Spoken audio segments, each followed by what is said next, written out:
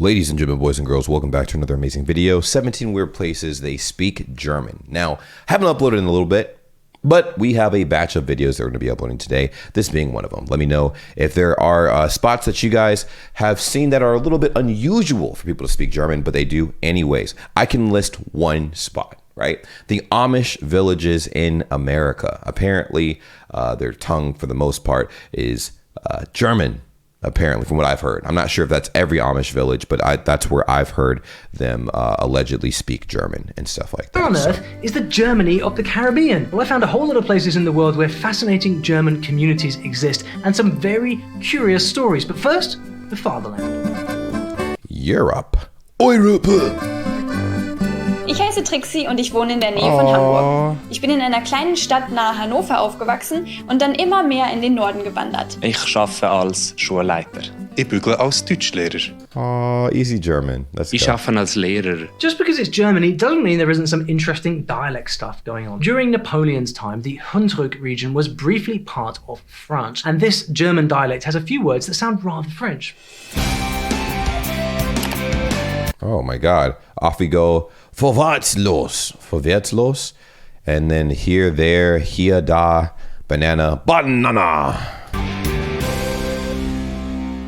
Yeah, that last one doesn't, but I can explain. Simple story. In 1800s Hunsrück, they didn't really know much about bananas yet, and so they called it a yellow fat bean. A century later, they figured that bananas must come from Greece, and so they gave it a yellow fat bean. How direct, bro. Like you gotta at least appreciate the language for how direct it is, you know? It's like, oh, what is that? Oh, that's a brown cylindrical object.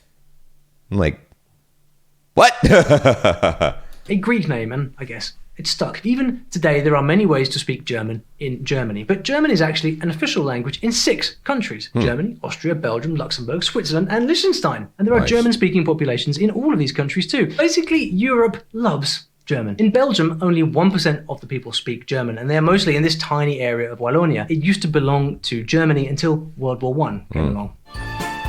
Austrian German. Äpfel, lecker, lecker. Leben. Das ist aber so ein schönes Lächeln. This sounds like one of the videos I would be watching late night. You know what I'm saying?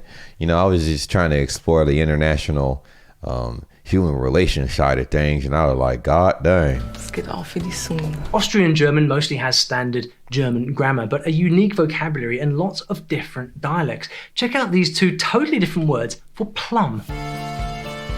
Okay. Mein Name ist Desiree Dietlin, ich komme aus Basel-Land, aus Asch in der Schweiz und meine Muttersprache ist Schweizerdeutsch. It sounds cute, you know? It sounds like a very cute, like dialect and stuff. Like I call it Disney Deutsch. Man hört Baseldeutsch. This is Swiss German. Swiss German is Disney Deutsch. I call it Disney Deutsch, bro. It sounds sweet and innocent. Pretty soft around the edges, yes. I'd say. Although I believe the Swiss German dialect is pretty hard to understand, even for other Germans. Per il mangiare fa parte facile, dice Vigherz. Vigherz. Ok. Cosa fai? Was machst du? Was tust? Was tue ich? Oh, like tun. Che sarebbe was tust du, però da noi si dice, non si dice was machst du, si dice was tust. Dove vai? Wohin gehst du? Wo gehst du hin? Remember this welcome sign I showed you earlier? If you guessed that it was from Italy, well, you got it right. It's What the freak?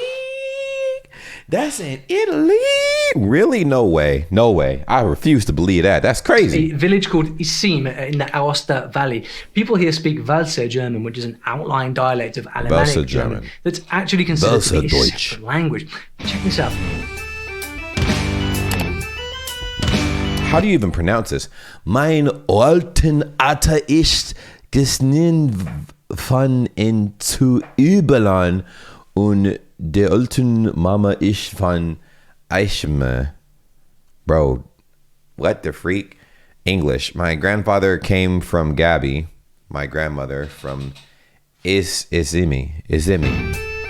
Like, so what's the deal? Well, their ancestors migrated here in medieval times, and you can see how very isolated these valleys are. It's the perfect place to keep an archaic dialect alive. But I'm excited to take you out of Europe now. Are you ready? By the way, I have lots more of these language stories I want to share with you. So if you're enjoying this so far, click these little buttons around the screen and more will follow. nice. Wir stehen jetzt vor dem Farmhaus. Können Sie etwas über die Geschichte erzählen? Ja, das Haus ist von meinen Urgroßeltern erbaut, die 1890 aus Deutschland ausgewandert sind. German is big in Namibia. So many of the street names and building names are in German, and many Germans live in pretty colonial towns like these. Also, have you seen the Wow. Beautiful. Beautiful. Very Deutsch. mind-blowing desertscapes? Namibia used to be a colony of the German Empire, and up to 30,000 Namibians still speak German as a native tongue. It used to be a co-official language, but it's now a national language along with English, Afrikaans, and several indigenous languages. Ich heiße Wilhelmina. Ich bin 8 Jahre alt. So cute. Well, since Germans have been here for so long, it's really not surprising that indigenous locals also know German phrases. That's cool. Und was für mich schwierig war, war die Aussprache. That's cool, bro. What the freak? Die Aussprache muss immer gut sein. Zum Beispiel, ich habe gesagt, wie heißt das? Ich heiße. German people love South Africa, and there are around 12,000 living there who speak German as a first language. Many That's are cool. expats just living it up in South Africa. I mean, they do get to have all of this. There are also many fourth-generation immigrants. What's interesting is a lot of the original Germans in South Africa were not immigrants, but came on work contracts to the Dutch East India Company in the Cape, and later the Natal Cotton Company. When the cotton failed, they simply stayed and made a new life. One of the biggest German communities live in and around a little Natal town called Wartburg, which was named after a castle in Germany. You know that one where Martin Luther translated the Bible into German? Of course you know that. Anyway, pretty awesome to hear indigenous South Africans speaking German. Now, real quick, do you want to visit one of these German-speaking communities and actually speak with the locals in German? Well, you'd better get some speaking practice then before you jump on a plane. Oh, I'm feeling a sponsor come on. And the sponsor of today's video Bobble. I bet you it's Bobble. helps you do exactly that. Lingoda is an Oh, it's Lingoda. I had a sponsor deal with them at one point and I messed it up because I was too lazy to follow through. But to be fair, I wasn't paid, and you know, I did the ad. I feel weird about doing ads on this channel, you know what I mean? Well, the journey of many of these immigrants begins in some of the most unexpected of places, and some of the routes and paths they took were so bizarre, they've piqued the intrigue of many around the world. Yo soy de Austria. Nací en Austria. Con madre alemana de Hamburgo, que queda bastante lejos. There's a secret German village in Argentina, La Cumbrecita. It's a meticulously recreated Swiss-German village with quite a story. The original pioneers of this town migrated from Berlin to Buenos Aires in the 1930s. Interesting. What? They built Bavarian-esque cottages and alpine chalets. They sold plots to friends, and there was one rule. You have to build only Swiss-German style. That's interesting that they brought that all the way over from, you know, like Berlin to Buenos Aires. That's insane. Like, they took a part of a fraction of their culture. They're like, hey, like, we're going to move over here and we're going to build like a Swiss German town in this Latin American country.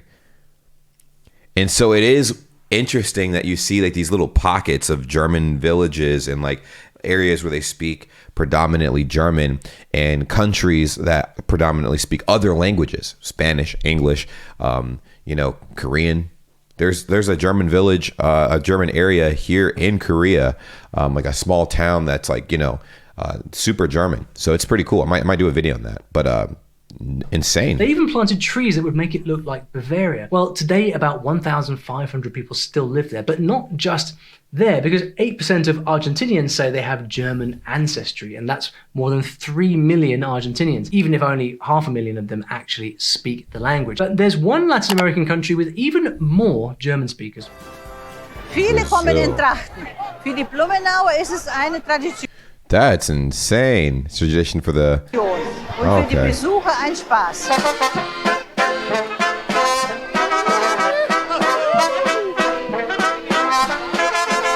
That's cool. Fun fact. Oktoberfest in Santa Catarina is considered to be the biggest German festival in the Americas and the second biggest Oktoberfest celebration in the world. What? Who knew? Anyway, Brazilian German is strongly influenced by Portuguese and to a lesser extent by Italian and indigenous languages, and there are about 3 million who do actually speak German at home, not just in their dreams. I think I know what she means, as I see everywhere around me a world I'd never expected to find in the land of sun, sea and samba. Wie geht's, Dietmar? Gut. Gut? Ja, ja.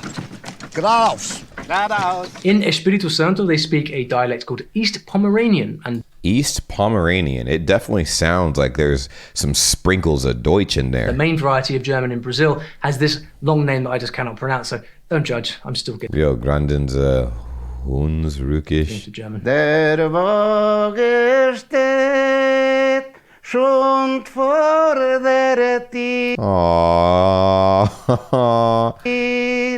mit Weib und Kind marschieren wir. Here's an interesting story for you. Ever heard of Volga Germans? Well, Volga Germans are German Russians, and between the 1870s and 1910s, about 320,000 of them came to Colorado from the Russian steppes of the Volga River. They'd been invited to Russia by Catherine the Great to establish 104 German villages, but later Russia revoked many of their privileges, so off they went to South America instead. Here's a little language sample for you to check out. We would like to go to the beautiful yellow church. German, wir wollen einmal gern in die schöne gelbe Kirche gehen. Folge German dialect. Wir wollen mal gehen in die gelbe Kirche gehen? Bro, it's crazy.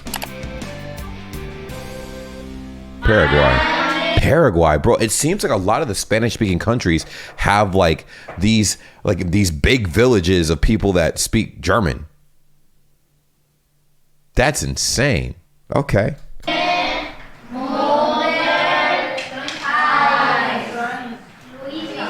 Alemanes siempre salen por la cabeza en primer lugar del mundo. Bueno, hace un this sound a little how do you say this without getting yellow dollar sign? It sounds like this idea came from a certain time. You know what I mean? Según los expertos en esto, ¿verdad?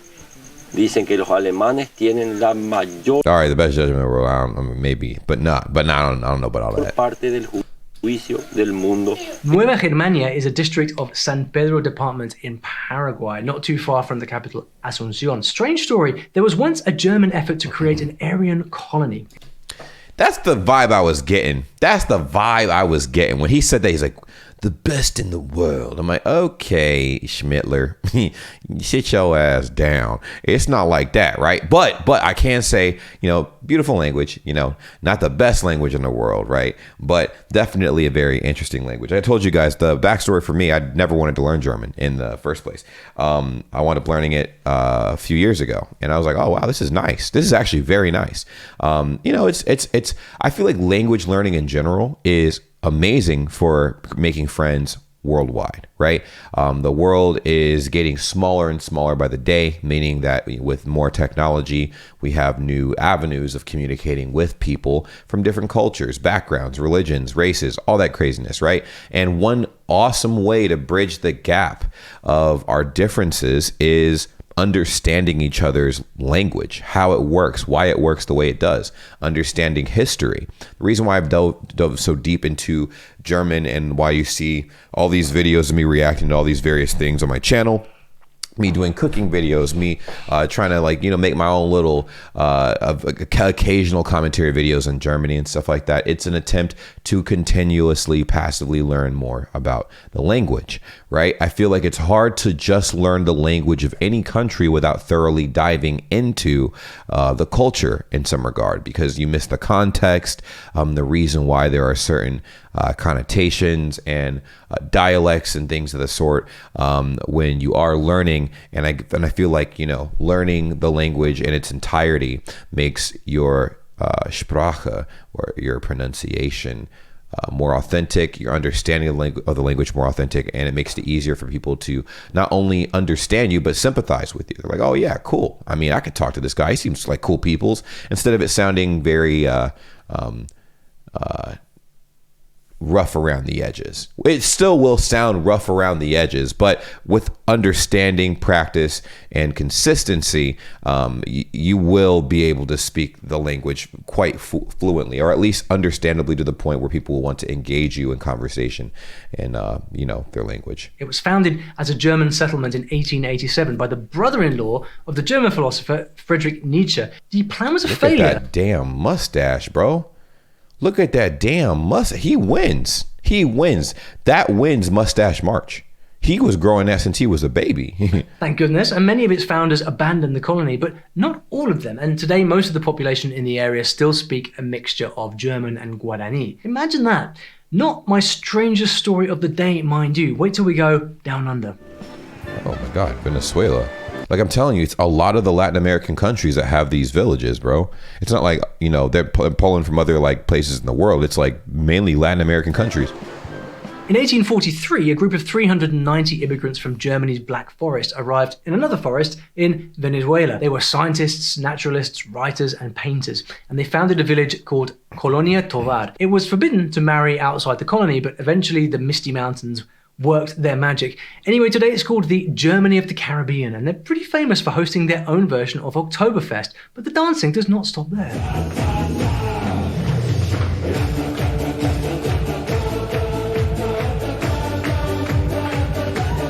You probably know that English and French are official languages of Canada, but did you know that the city of Kitchener in Ontario was once named Berlin? Yep. What? German heritage has been concentrated there for a long time, and it's a large and vibrant community. If you love Oktoberfest, this is a good place to be. It's the biggest Oktoberfest in North America. I am not forgetting British Columbia. Huge German community there too.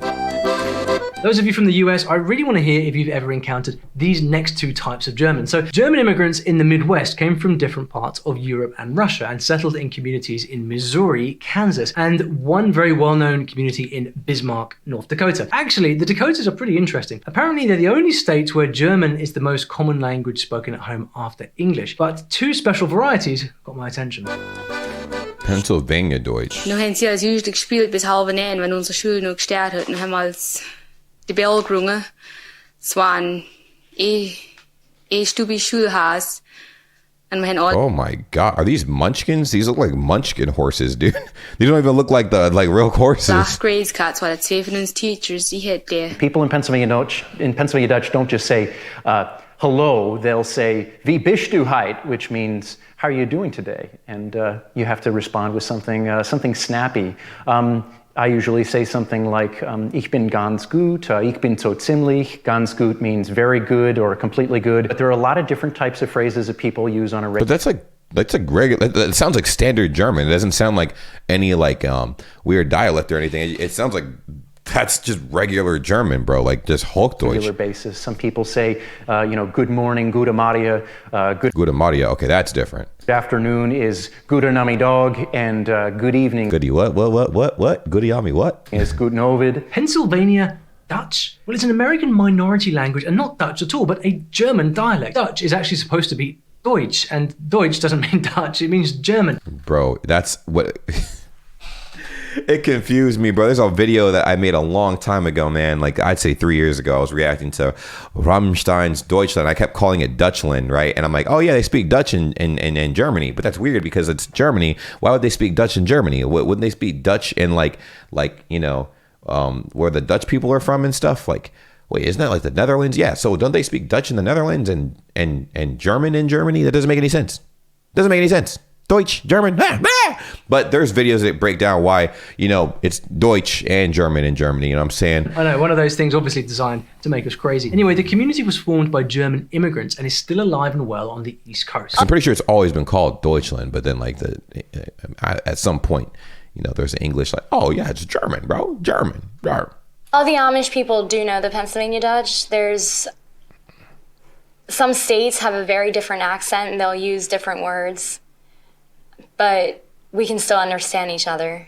It's just some people say frock and some people say rock. That's the name for dress. At least in the Amish communities. For sure. Vår grossfader där är gekommen ungefär 1866 lang. So, mein Mann und ich, wir haben immer draußen auf der Ranch gewohnt. Mein Mann hat für andere Leute gearbeitet. I remember watching this, man. It was such a different like accent for me. I was giggling a little bit because I just had never heard a dialect like this. You know what I mean? But like she speaks very well. It's just it's different to me. Very different. Like Texas Deutsch or something. Und so haben wir Schaf und Ziehen und Vieh gezogen und wir haben immer noch Rambly, Schaf. Isn't Texas supposed to be all cowboys and cattle? Well, maybe, but Fredericksburg is the home of Texas German, which is more like 1800s German with a Texan twang. Yeah, I think it's pretty cool too. Mm-hmm. And there's a reason why German in Texas never disappeared. The original German settlers refused to learn English, so they kept their German dialect pure. Well, for as long as you can do that in Texas. Anyway, today, Texas has one of the largest German communities in the southern US. Wow, I did not know that. Okay, ready to meet the most free-spirited German out there? You chose a good spot. Mexico. Wow. Like I said, most of these places are like Latin American countries. Ik woon in Mexico, in Chihuahua, maar een beetje dorpen. En wat ik schaffen doe, is ik schaf bij een, ik weet niet hoe dat plot iets moet zeggen, maar dat is een hotel van cabins, wat we dan uitdragen. It's very quick. It is very quick and fluid. You know, like it's like lightning quick. But soft kind of. What was that? Let's see. Mexico has around 200,000 standard German speakers. Oh my gosh. How's this for numbers? There are over 3,000 German language schools in Mexico, second only to Brazil. These campuses in particular are the biggest German language schools in all the Americas. But the young lady in this video isn't exactly speaking standard German. She's one of thousands of German Mennonites living in Latin America. Mennonites are a religious group who reject modern technology and live off the land. Wow. So this interesting dialect is a variety of Low German, although the kids do study standard German in school. The historic town of Handorf has been passionately preserved by the locals. Its German heritage can be seen in the many original buildings. The German culture spills onto the streets. Freut mich, ja? Ja, wir haben die Wurzel ausgeworfen. Immer gibt's was Neues. It's nearly hair raising up their backside, you know, to meet them that can talk with you. There's a dialect in the Adelaide Hills called Barossa German that was once a hotbed of German language. A lot of immigrants started coming to Australia from 1838, like the 38 Lutheran families escaping religious persecution. They started a little village called Handorf, famous place now, the oldest surviving German settlement in Australia. Anyway, this guy was quite the maverick. He arrived in 1855, aged 27, got married and moved into a tree. You heard me. Moved into a tree.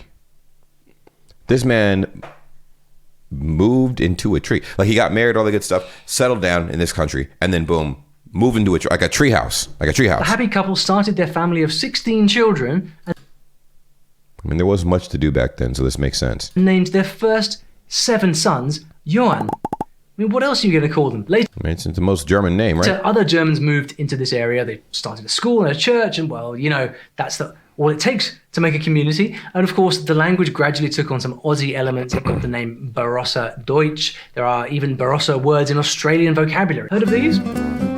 Butcher, Kegel, Schnitter, Fritz. Interesting. Anyway, the Herbigs now have over 800 descendants, and Australia now has 75,600 German speakers. Precisely, I'll have you know, and over 1 million with German ancestry. Guys, don't be mad at me if I've missed your German dialect. I'm leaving space for you to tell us about it. Let us know in the comments if I've missed anything here. That's insane. Well, let me know what you guys think about all that. What I think about all this is based on what we saw in this video, I was very shocked with how many Latin American countries have like powerful German influences in them. You know what I mean? Like they have like villages and like, you know, whole communities, like big communities, not like little, big ass communities of people that like speak German, like South Africa and whatnot as well.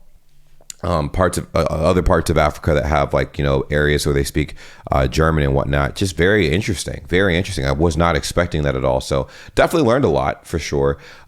You know, I'm still myself, the German that I speak is virtually like, it's there, but it's not there. You know what I'm saying? It's been regressing since I haven't been using it very much. But I will continue to learn and, you know, get better over time. Love you guys. And if you guys want to catch me live, twitch.tv/JamesBrayGang. Link will be in the description down below. I do live stream quite often, usually every day, unless something comes up. You can catch live updates on my Twitter. That's enough internet for today.